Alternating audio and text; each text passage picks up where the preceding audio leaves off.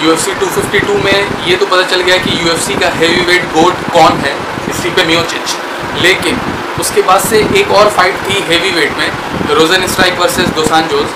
और इस फाइट के बारे में बात करें तो इस फाइट में क्या हुआ, इस फाइट में बेसिकली एक तरीके से बहुत ज़्यादा स्ट्राइकिंग, दोनों स्ट्राइकर थे तो स्ट्राइकिंग चेस मैच था, जो फर्स्ट राउंड में एक दो किक्स दोनों ने मारे और उसके बाद से थोड़ा ज़्यादा शार्प और थोड़ा ज़्यादा क्विक लग रहा था आपको रोजनस्ट्राइक। और ऐसा नहीं है कि दो सांजोस बहुत ज़्यादा एज उसका हो चुका और बहुत ज़्यादा स्लो था, ही वॉज ऑल्सो क्विक। लेकिन सेकेंड राउंड में मतलब एक कॉट हो गया एक पंच से रोजनस्ट्राइक के, और हम लोग जानते हैं आजकल के रोजनस्ट्राइक, इंगानो, डेरिक लुइस, इस तरीके के जो हेवी पंचर्स, हेवी वेट हैं, वो मतलब एक भी पंच अगर आपने अच्छे से चिन पे ले लिया तो यू विल नॉक डाउन, मतलब आप नॉक डाउन हो जाएंगे, you will be knocked out.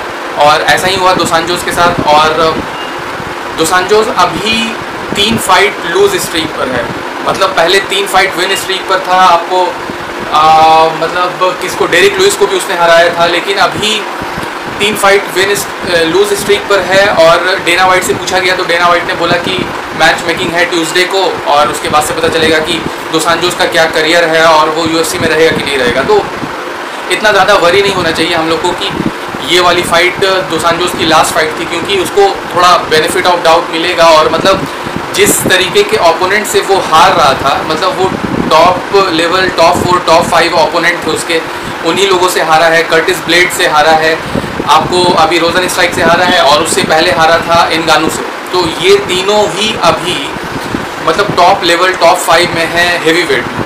और डेरिक लुइस से जीत गया था, डेरिक लुइस के साथ डेरिक लुइस को मतलब हरा चुका है। तो दो सांजोस का नेक्स्ट फाइट किसके साथ हो सकता है? हमको ऐसा लगता है कि UFC अब थोड़ा रैंक पीछे करके, मतलब थोड़ा लोअर रैंक के ओपोनेंट को देना चाहिए दो सांजोस को। और उसके बाद से अगर वो वाली फाइट हार जाए, मतलब टॉप 10, टॉप 15 हेवी वेट कोई देना चाहिए दो सांजोस को। अगर वो हार जाएगा तो मतलब उसके बाद से फिर UFC का कॉन्ट्रैक्ट, या मतलब जो दो सांजोस का जो ड्रीम है कि वो अभी भी मानता है अपने को, और कॉन्फिडेंस काफ़ी बड़ी चीज़ है लाइफ में और ख़ास करके फाइट गेम में। अगर आपको अपने पर भरोसा है कि आप चैंपियन बन सकते हैं तो आपका बनने का जो चांसेस है वो ज़्यादा हो जाता है। मतलब हर ज़्यादातर चीज़ माइंड से कंट्रोल होती है। मतलब अगर आप शॉन ओमैली, कॉनर मैग्रेगर, ये लोग बहुत ज़्यादा मतलब माने जाते हैं, और मतलब आप बात कीजिएगा उनसे तो मतलब आप देखिए कि आई विल बी, मतलब वो बोलेंगे कि I will be one day become a champion. और मतलब उसी तरीके की बात जो थोड़ा मोटिवेटिंग लगेगी। और इस फाइट से पहले भी दो सांजोस उसी तरीके की बात कर रहा था कि अभी भी हम मानते हैं कि वो चैम्पियन बन सकता है, और वो ऐसा बात बोल रहा था। हमको ऐसा नहीं लगता है, लेकिन तब भी अगर 2-3 फाइट अभी एक लोअर रैंक से मतलब वो फाइट जीत जाए, उसके बाद से फिर 1-2 फाइट जीत जाए, तो उसको फाइट मिल सकती है चैम्पियनशिप के लिए। लेकिन अभी 2-3 साल तक हमको ऐसा लगता है कि डेरिक लुइस, कर्टिस ब्लेड और रोजनस्ट्राइक जो ये वाली मैच जीता है, इन तीनों के बीच में कुछ हो सकता है। मतलब क्योंकि आपको स्टिपे मियोचिच और जॉन जोन्स के साथ फाइट हो जाएगी। स्टिपे मियोचिच, जॉन जोन्स के साथ अभी तो स्टिपे मियोचिच का नेक्स्ट है स्टिपे और एनगानो, और इन दोनों के बाद से आप ना रोजनस्ट्राइक से मैच होगा, ना डेरिक लुइस से, ना कर्टिस ब्लेड से।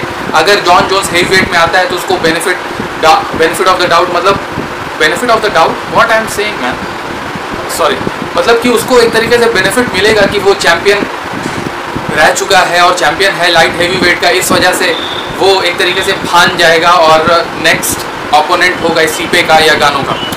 और इन दोनों के बीच में अभी 2021 तक मतलब हमको ऐसा लगता है कि ये फाइट लोग क्लियर करते रहेंगे आपको, कर्टिस ब्लेड। और अगर इंगानू हार जाता है तो इंगानू को भी चांस मिल सकता है इन लोगों के बीच में।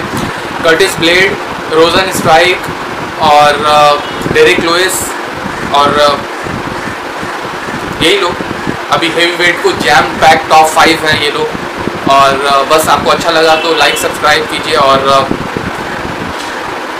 बस